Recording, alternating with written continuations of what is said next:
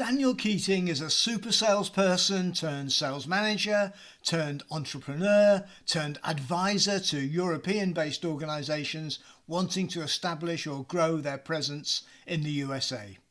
Our conversation was wide-ranging but focused on working for and selling to early-stage companies and touched on some key differences between the USA and European markets. He emphasises the importance of goal orientation, communication skills and the ability to ask for help. One area that we discussed in particular and very relevant to new sales managers as well as more experienced people is Daniel's approach to a 30, 60, 90-day plan and how to get off to the best of starts during what is often a far too short honeymoon period.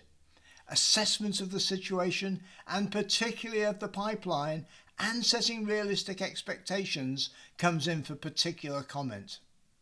The conversation was full of very practical, real-world advice and Daniel's passion for selling and for working with early-stage companies comes shining through. Enjoy.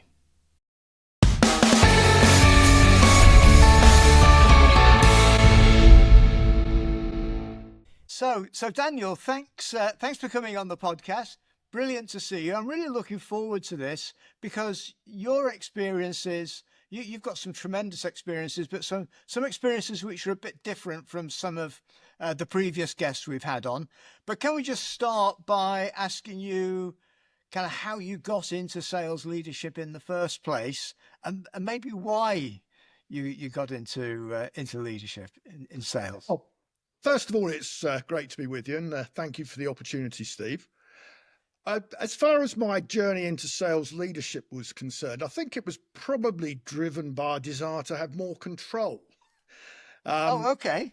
Generally over what I was doing, how I was able to go about doing the things that I wanted to do. And I had a successful sales career with Oracle and had enjoyed the selling side of things, earned very significant sums of money. And then I sort of started to feel a little frustrated because the role that I was undertaking was very prescribed and the sort of wiggle room, if you like, for free form thinking was somewhat limited. And I saw the opportunity of moving into sales management as being a way of sort of opening up the challenges and the opportunity I had to address those challenges. So that was really the motivation. Oh, okay. And did it work out that way? Did the role actually give you that freedom? To some extent it did. I mean, I think the reality of it is as you move into sales management, you end up effectively with two masters. Right. You have your senior management and then you have your sales team. Yeah. And you're sort of equally accountable to both. Yeah. And as such, you have greater responsibilities, but I think you do have an element of self-determination that maybe as a salesperson, you don't actually get to enjoy. Oh, okay. Is that inherent, do you think, in the role, or is that the organization you were working with at the time? I think a lot of it's organizational. If you're in a largish company where they've got a clear structure, they've got clear processes and methods, consistency is important and predictability is important. And therefore your opportunity to test the barriers, test the boundaries is necessarily limited. Right. When you move into the startup environment, then it's a very different situation. And I think there's much more emphasis on sales leadership to sort of think through issues and problems, propose solutions and adopt those solutions rather than having those approaches to some extent dictated, and rightly so in larger companies. Sure. Because that you have to work within a framework. Yeah. And I know we're going to talk a lot about working inside startups and early stage organizations.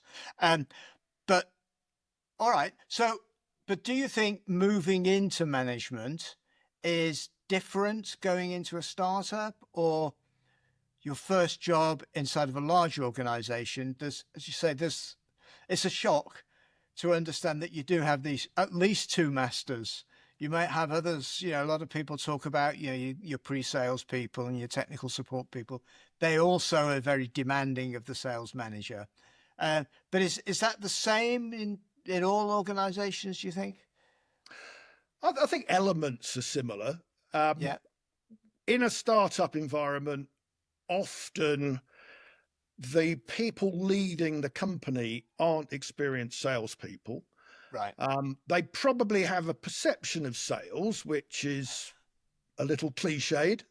Yeah. Yeah. So the characteristics that they might look for in their sales leadership may not necessarily be the ones that are going to lead to success, but Right. they may tick the boxes in terms of hungry, aggressive, dynamic, noisy, Yeah. rather than stepping back a little bit and looking at what's really required to be successful in this company selling this product to this Yeah. particular audience. Right. Yeah. So I, in terms of stepping into sales leadership, I would suggest it's actually a lot harder in a startup or early stage company because so little of the structures and processes are actually formed.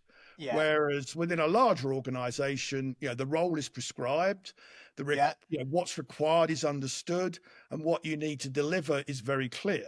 Whereas in a startup, you're really trying to find out the answers to all those things to produce a sales environment that is going to be successful at that stage for that company.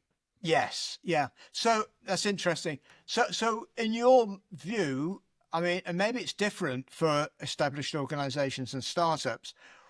What do you see as the essential, characteristics that you look for in a sales manager? Well, I think the essential characteristics are probably consistent, whatever environment you're looking at. And first and foremost, that sales manager needs to be goal driven. It has to matter to them that they're achieving their targets. It has to matter to them that they're achieving the steps that lead to achieving the targets. It has to matter to them that they're waiting to get an order so that they can book it in that period and move on to the next one. So you have to have that goal-driven, goal-orientated approach. Yes. I think the next thing that you have to, because you do serve many masters, you need to be a good communicator. You need to be people-orientated. And particularly if you want to develop a successful sales team, you've got to understand team dynamics and how you develop and cultivate and support a team. So that sort of communication and team orientation is exceptionally important. The other thing that I think I've seen consistently, and certainly the sales managers that I've worked for, is a certain boldness. And that's a boldness to go to senior management and ask for things. It's a boldness to go to prospects and customers and ask for things. And then not least, you mentioned the fact that you could be working with pre-sales, maybe consulting, maybe customer success. And it's going to those people and being able to ask for things that may stretch them a little bit, might take them outside their comfort zones. Not being afraid to do it. Right. Okay. This fascinates me.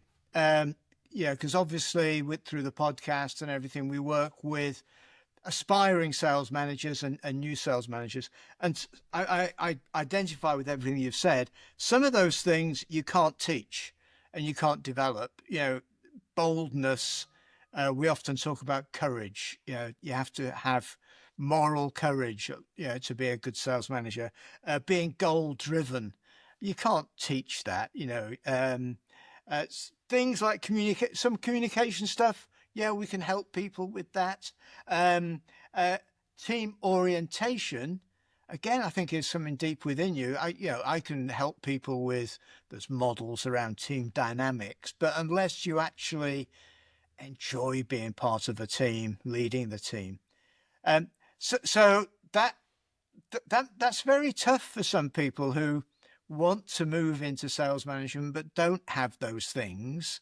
And I don't know, in your experience, what happens when because a lot of guys come and say, I want to be a sales manager, and it's really about I just want an extra star on my badge, or it's about status or something. They don't really understand what the job is.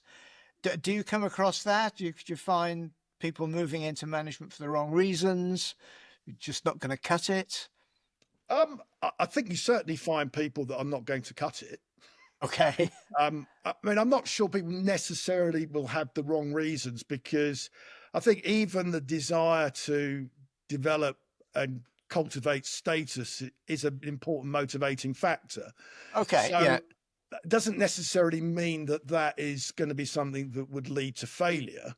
Right. I do think that you have to have that element of boldness. I think that's Yeah. probably the most important thing, simply because if you need help, if you need guidance, if you need support, you need to be able to ask for it, Yeah. because you're not always going to be in a position where your manager is able or can recognize that you need that sort of support. And by Yeah. the time they do identify the issue, then it could be too late in terms of your credibility in that job, Yeah. your credibility with your team. Yeah. So I think it's really not being afraid to ask for help first and foremost, and then maybe you can start to develop some of the other skills that are naturally there for you. But if you're Yes. prepared to recognize where your baseline is and where you Okay. need help, and then ask for it, most managers, certainly the managers I've always had the good fortune of working for, have always been prepared to find a way to help you and develop the skills that you need to cultivate. Yes. Yeah. And presumably, in your management career, you would you'd be on the other side of that, helping people to develop themselves. Um, okay, so uh, before we go any further, I mean, you're based in just outside Salt Lake City at the moment, is that right? I'm in Park City, which Park is about City, 30 minutes east of Salt Lake City up in the mountains. right? I mean, it sounds absolutely delightful, but clearly from your accent, and I know your background, Daniel. So, how did you end up in Park City? Well, it's a very short answer to that, and that's my wife. Oh, okay, So we met in New York. right, When we got married, we lived in London for a number of years. And then yeah, when we had a family, she wanted to move back to the States. yeah. And one way or another, we identified Park City as being the place that we wanted to move to. Right. Okay. And you spend a lot of your time advising people who want to do more business in the States, startups, European startups, uh, who want to break into the US or expand in the US. Is that something that's just emerged over the last few years? Because we hear of lots of people trying to help US corporations, do business in Europe. Well, it's actually something that we first really got involved in around about 2007, 2008. Okay. I was working with an old Oracle colleague of mine, and we had a lot of good connections in the UK. A number of our sort of friends from Oracle had gone off to other companies and were responsible in senior sales roles, chief executive roles for developing those businesses in Europe, and then Right. started to turn their eyes towards the US. Yeah. And principally because they saw us as sort of being knowledgeable and trusted, we were their first port of call, and Right. it grew out from that. Right. Okay. And uh, I mean, clearly doing business in the US is different from doing business in the UK and in Europe. What do you see are the major issues that people face when trying to understand what it's like to sell in the US? Well, I think it's a bit of a cliche, but first and foremost, the US is actually quite a complex place. Yeah. There are regional differences. There are differences in terms of the way that people engage, the way people talk. Um, you know, I will avoid the usual cliche about a common language, but Um, yeah, there are a lot of things that are different, and if you assume that really because in the US we're speaking the same language, everything else is going to be the same, Yeah, you're probably going to head for disappointment. sure, So sure. that's the first thing. The second thing is that because the US startup environment is so dynamic, the chances are that you've got a product that in Europe or the UK may be leading edge and exciting. You may well find that there are already one or two people trying to service that same need in the US Right. market. So it's Okay. very unlikely that you're going to be coming to the US with something that's completely new. So Okay. you've got to recognize the sort of competitive landscape, the overlaps maybe between products that don't directly compete with you but still seek to Okay. serve the same market, Yeah. and be very clear-eyed about what it is that you're going into from the point of view of market dynamics. Oh, okay. So, and presumably doing a lot more work on your proposition around Yes. exactly where you fit and where you have competitive advantage. Okay.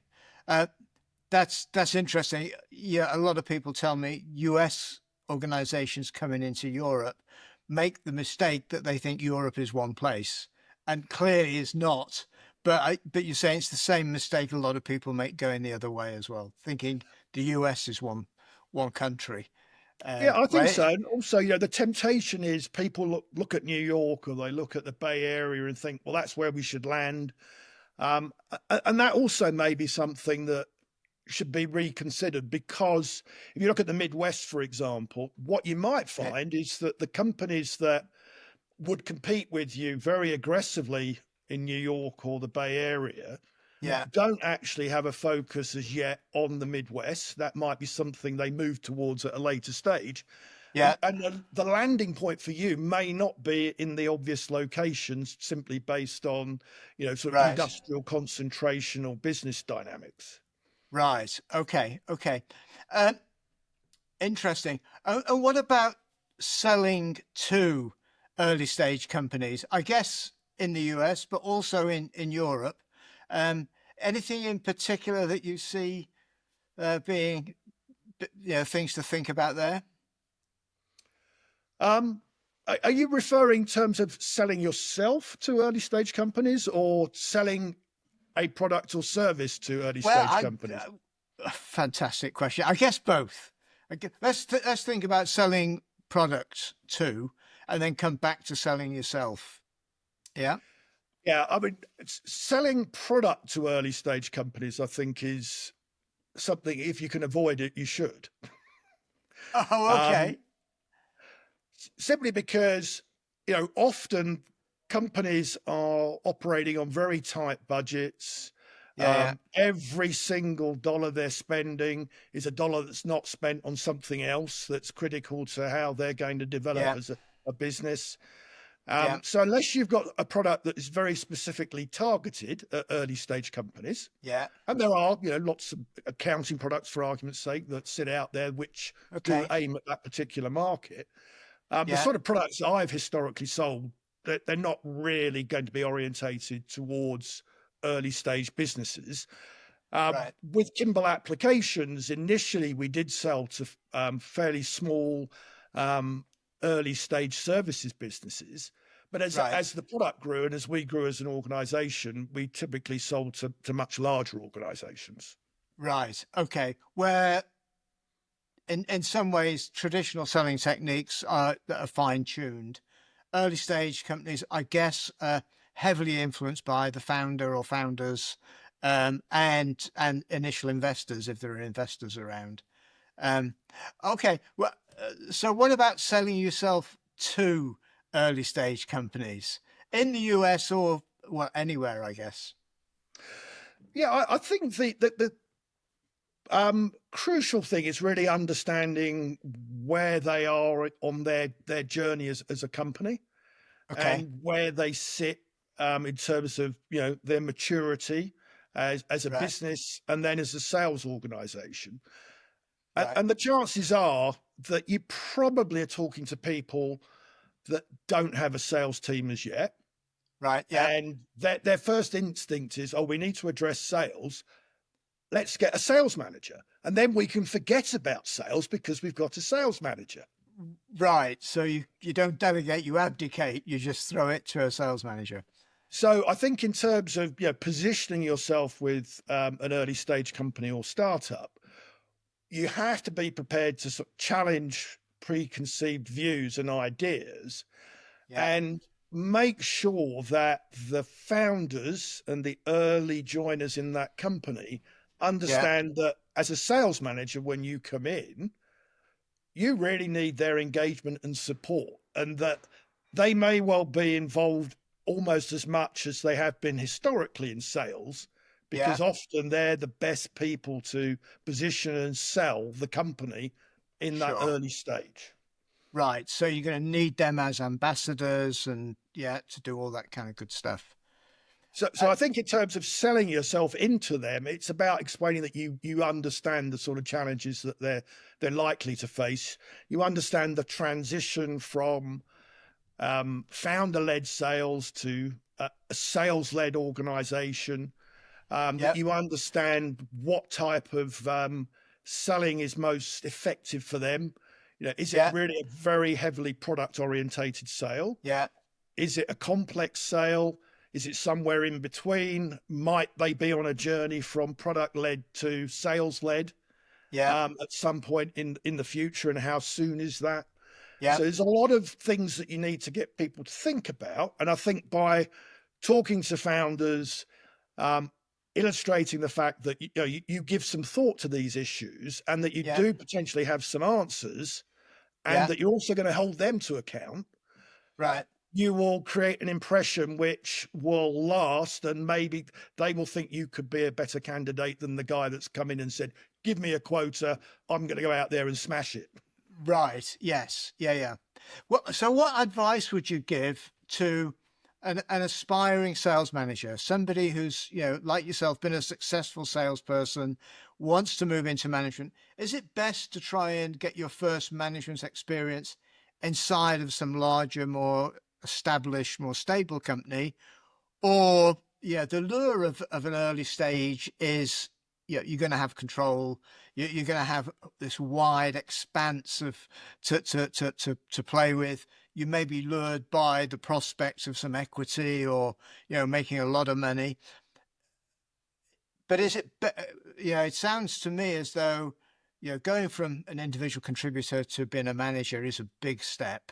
Um, but going from a stable company to a startup might be another big step and might be too much. Or is it, you know, better just to get in there as soon as you can and Yeah. learn with it?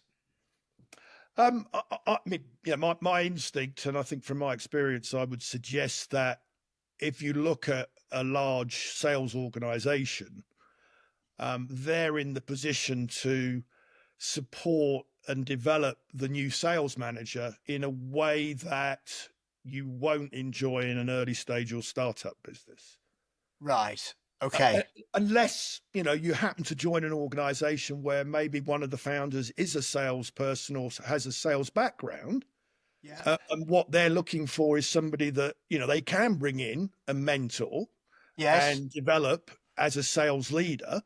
And they may take a chance on somebody with less experience or no experience on the basis that you know they believe that they have the coaching skills to bring that person up the curve pretty quickly Yes. and ensure that they can be successful.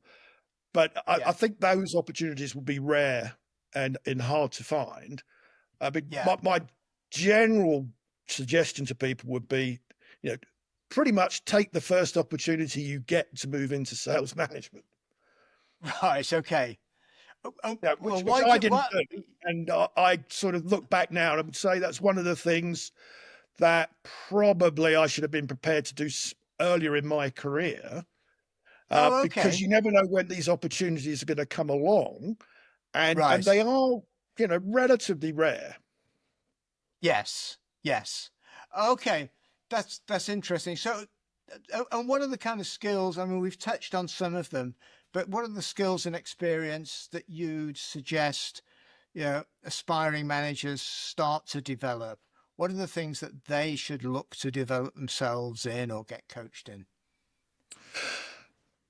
So looking to my journey with Oracle, where Yeah. I started off as an individual contributor, as a Yep. salesperson, I moved into more senior sales roles, Yep. ultimately becoming a global account manager.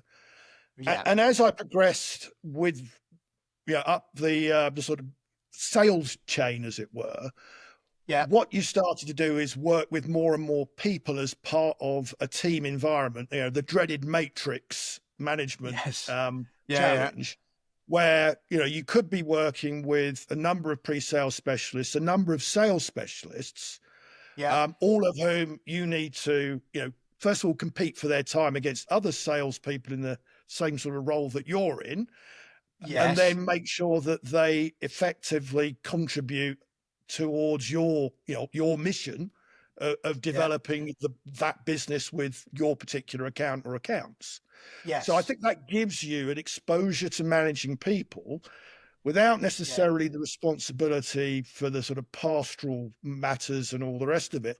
But at least it gives you a feel for team dynamics and Yeah. how Yeah. you pull people together, how you get them focused on, a single goal. Um, Yes. and when you can demonstrate that you can do that, then in my case, what it did was illustrate to my superiors that I was somebody that could manage a team, and that potentially I could be someone that take on greater responsibilities in terms of sales management. That's interesting because I often look at global account managers, as you say, leading a virtual team where you have the responsibility but not the authority. So developing those team dynamics, those interpersonal skills, motivational skills, ability to read people, pull things together internally. Okay, so those are things you could develop in a global account manager type role, or I guess through other projects, internal projects, bringing people together. Yeah. Yeah. Okay. Okay. And for you, yeah, going through that, well, particularly the global account manager experience and then sales management experience, how have you developed yourself, Daniel? Is it, do you go on courses? Do you read? Do you get other people to help you? What works for you? I've been on courses, and Right. the courses I've been on, I've found incredibly valuable, and Right. Okay. probably more valuable than any reading that I've done. Okay. Yeah. Um, the second thing is actually working with people that you can draw on for advice. Um, I've got an extensive network of colleagues through prior jobs, and in particular Oracle. Yeah. And invariably, if I'm looking at certain challenges, even now, I will go to that network and Okay. speak to people that I think are likely to have some answers for me. And so Right. I think exploiting, dare I say it, your sort of past friendships and Yeah. colleagues, and continuing to do that, um, Yeah. is important. So even, now I've got to the stage in my career that I'm at, I still work with and consult with and seek advice from people that have done similar roles to me. Yeah. And, fortunately for me, most of them have been extremely successful. Yes, yeah. Okay, so that points to, yeah, developing your network and not just getting loads of connections on LinkedIn, but really developing those personal relationships. And then you spoke earlier about, not being afraid to ask for help as a new sales manager. But I think you're saying throughout your career, keep asking for help, have that humility almost, but also the boldness to go out and ask for it. Yeah, absolutely. Yeah. Okay. Okay. So, um, if you had to summarize, what are the three or four major tips that you would give to somebody who's either thinking about sales leadership or moving into it? What would those be? But I think they're two different questions. Yes. So, Yeah. so let's start with somebody that's moving, as a new sales manager Yeah. into their first job. Yeah.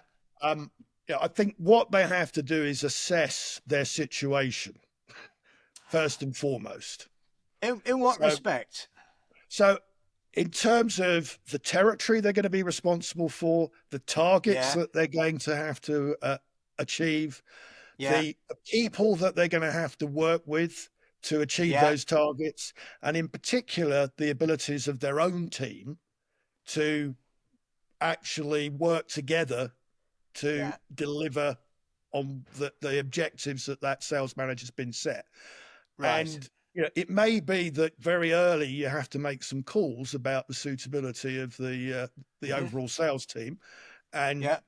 maybe there will be improvements that you need to make. Yeah. Maybe the business situation is not clearly understood.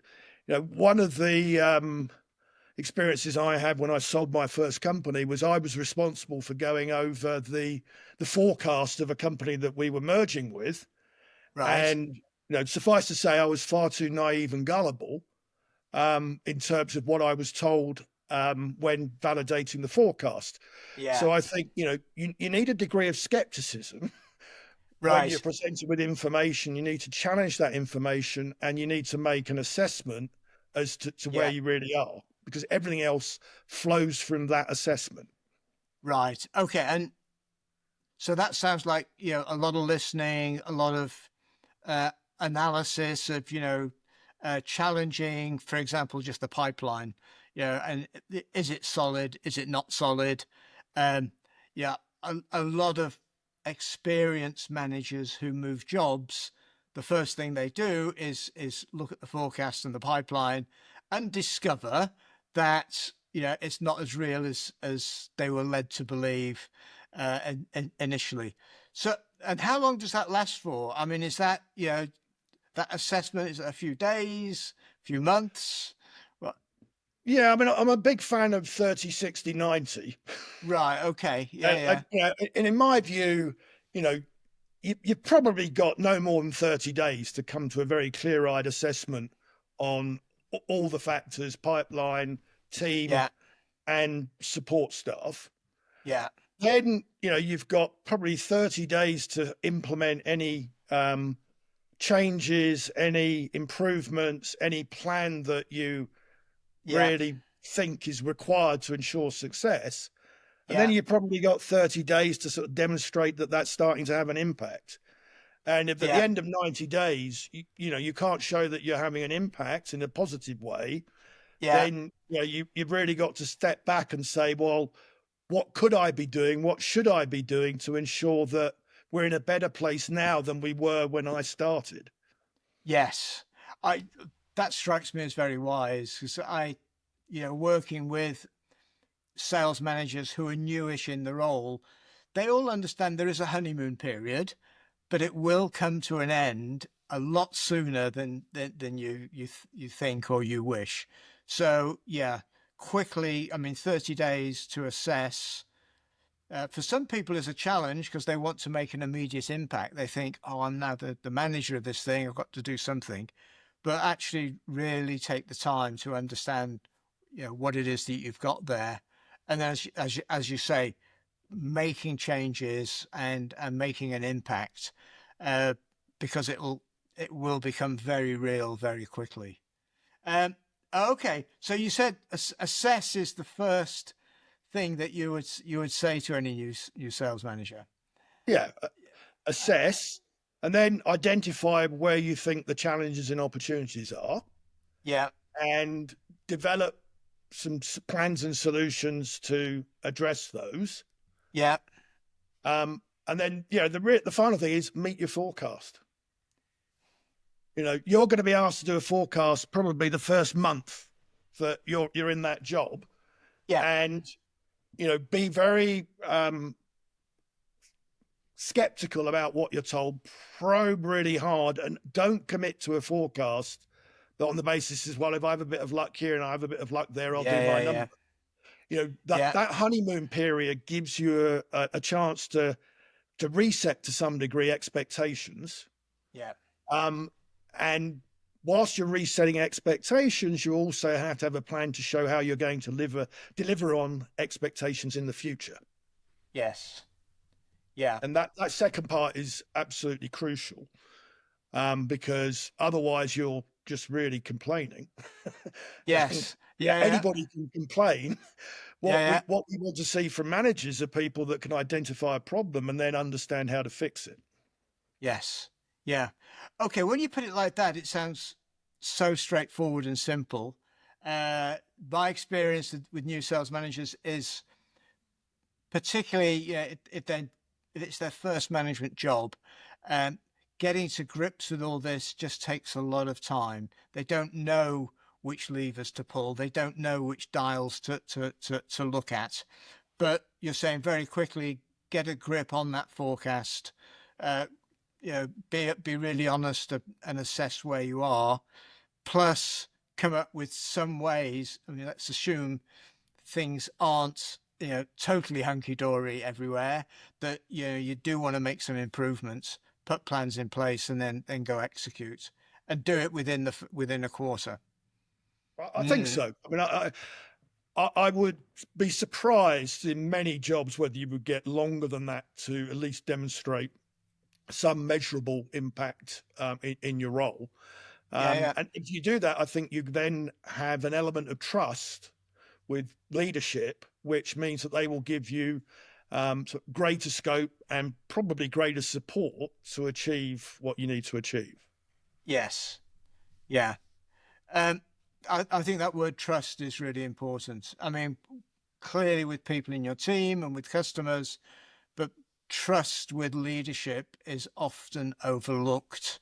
That the whole concept of managing upwards, setting the correct expectations, developing that trust, being honest with them, um, and it takes time.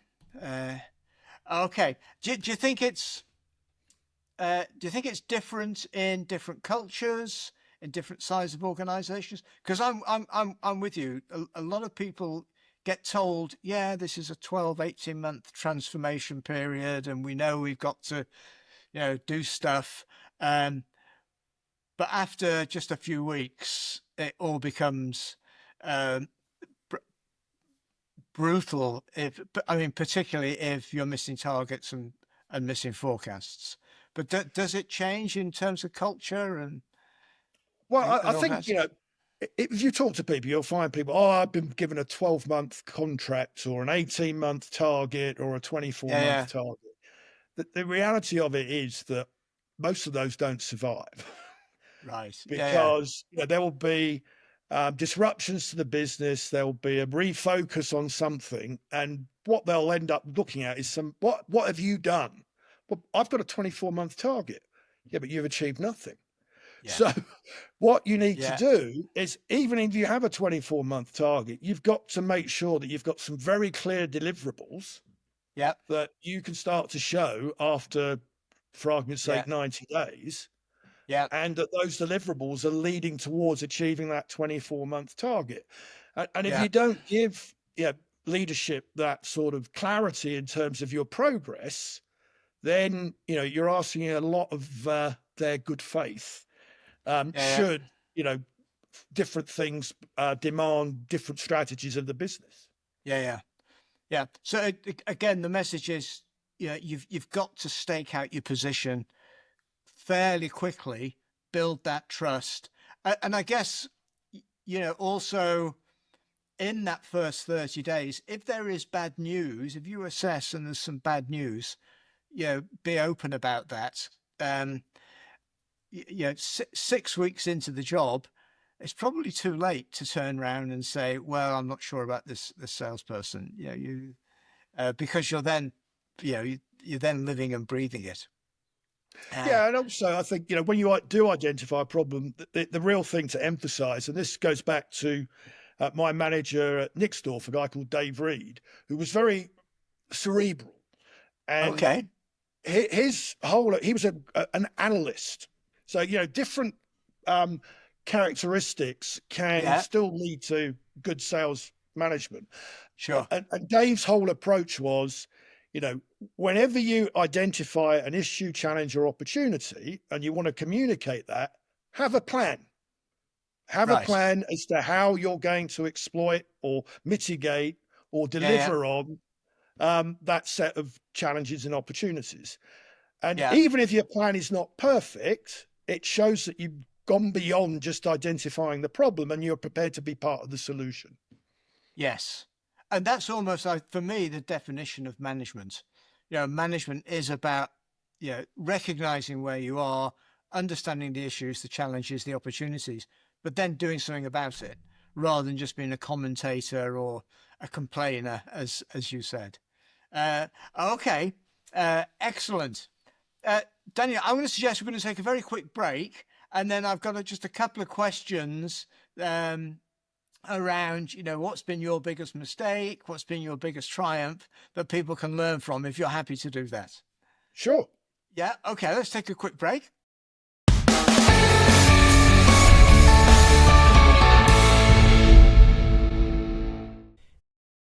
Bonus question. Okay, Daniel. So before I ask you about your biggest mistake, I just, looking at my notes, clearly you have a huge amount of expertise around helping UK, European organizations move into the US.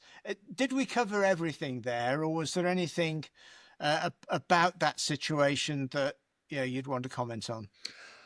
Yeah, I think there's one thing I probably didn't cover, which I think is absolutely critical, and that's the level of engagement of the leadership from the home market.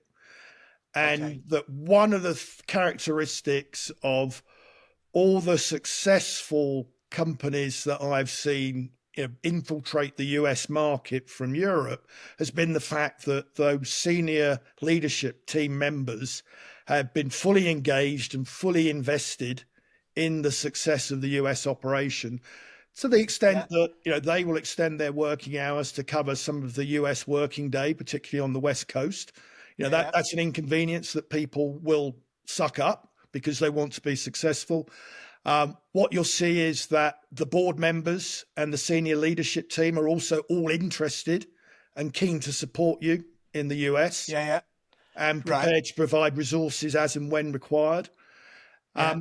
And I think the final thing is that it has to be a company goal. It has to be something that the whole company, and not just the leadership, but also the guy in support in London that you're calling at 5:30 and he wants to go home, but you've got a Yeah. critical issue with a client on the West Coast. Yeah. He'll find a way of solving that for you, whether it's I'm going home now, I'll call you in later, or I'll Right. stay late to sort it for you. But you need that sort of full investment on part of the staff and the leadership. Without that, it's very hard to be successful. Yeah. And do you think people, I mean, it's difficult to understand that, because I think a lot of people, they've been relatively successful in their home market, and they think, oh, well, the US, particularly for Brits, it's the same language and we watch the same TV programs and all that kind of stuff. But it is a foreign country and it's a different way of doing business. And people just don't maybe appreciate that it's not just hire a sales manager and they'll get on with it. It does require everybody in the company to do different things. The That's vast majority of people don't. And that's okay. why relatively few businesses are successful in growing their US presence. Yes. Yeah. No, I appreciate that. That's interesting. Um, okay, let's move on then to your biggest mistake. And if you're happy to kind of admit to mistakes, we all make mistakes. Um, uh, but what was yours, and what can we learn from it? Maybe what would you do differently if you were a new sales manager again? Yeah, well, I think this particular mistake is something that has influenced my approach and thinking ever since. Yeah. And when we were selling my first company back in 1999, Okay. the arrangement turned from one by which we were being acquired to one which we were merging with a number of other companies owned by the acquirer. And Right. as Okay. part of that process, my role was to go through the due diligence on the sales side And Yeah. the most important thing clearly was the forecast. And that forecast that I verified turned out Yeah. to be very thin indeed and not representative of the actual opportunity and pipeline that lay before us. So Right. I took away from that you really have to be prepared to challenge forecasts. And in this Yeah. particular situation, I should not just have taken the word of the managing director concerned, but I should have also spoken to the sales leadership and indeed probably the individual salespeople to make Right. sure that I had a clear and deep picture of the real state of that pipeline. And so, going forward, I always start in any situation looking at the pipeline to understand what's the landscape, what's our runway, and where do we think we're going to have challenges. Right. So we've talked on the podcast a few times around how you inspect the pipeline. What are your key questions that you would have of a salesperson when you're trying to discover whether this is reality or just pure fiction? Well, I think that it's typically a couple of questions that can really uncover whether the salesperson's on top of the opportunity or not. And the first thing is, do we have a clear differentiated value as measured against the competition? Yeah. And about 50% of salespeople, the good salespeople, can answer that.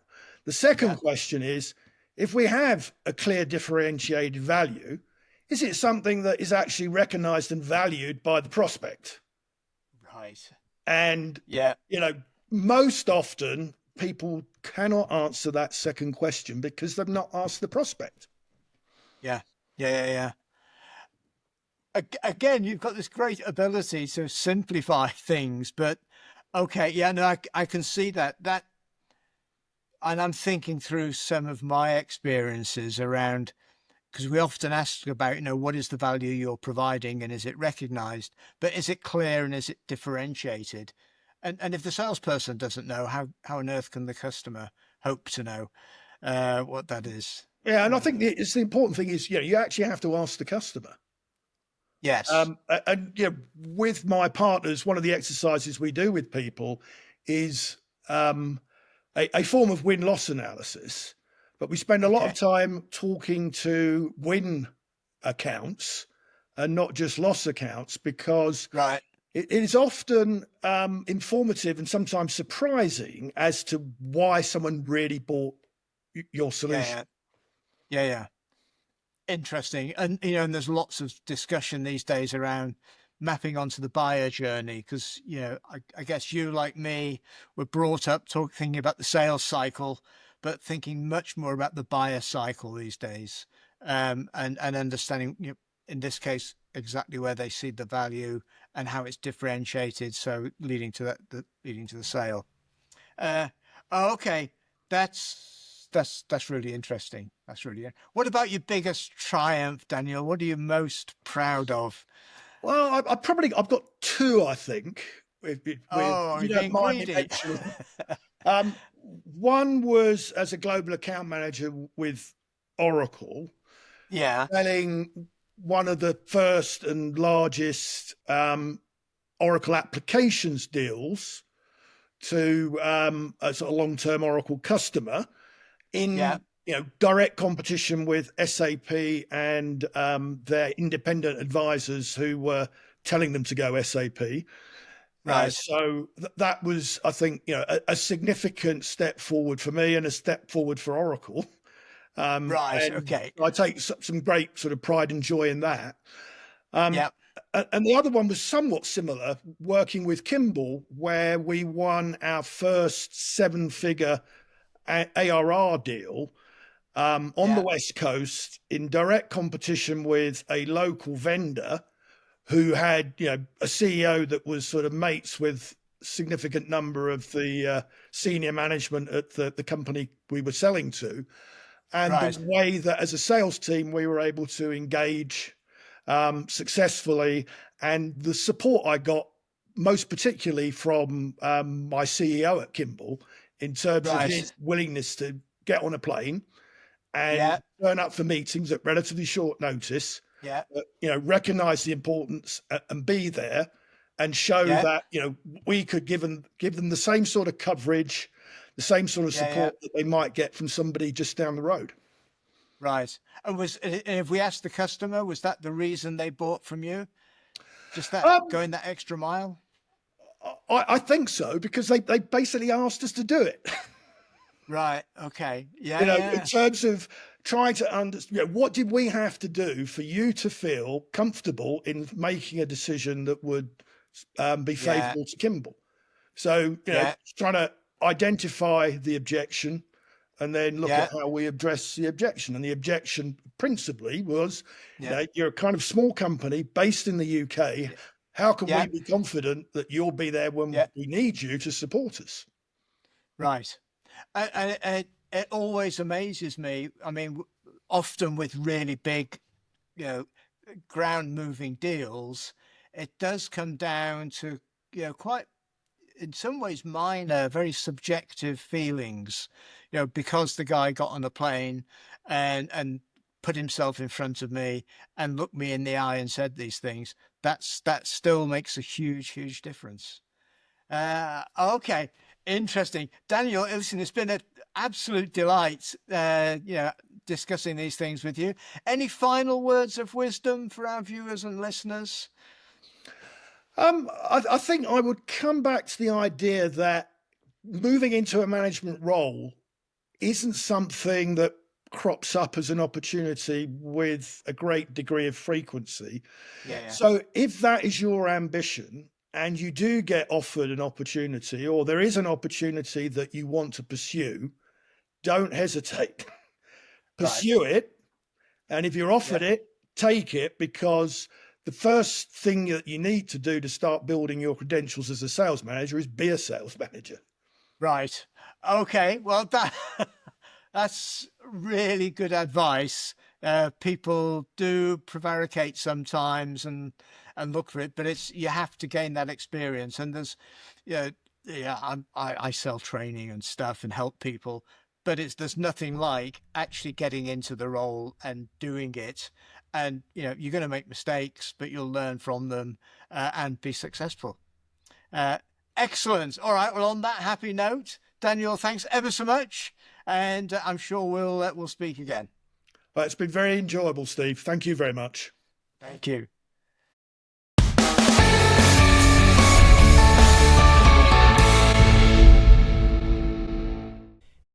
If you're an aspiring, new, developing, or an experienced sales manager in complex business to business, or you know of someone who is, you may want to go to www.realsalesmanager, that's realsalesmanager, all one word, .com, to learn about our unique blend of training and coaching to help aspiring sales managers to decide if it's right for them and how to go about getting a job, to help new sales managers get as effective as possible, as quickly as possible, and to help developing and experienced sales managers with a personalised program to improve some of their specific skills.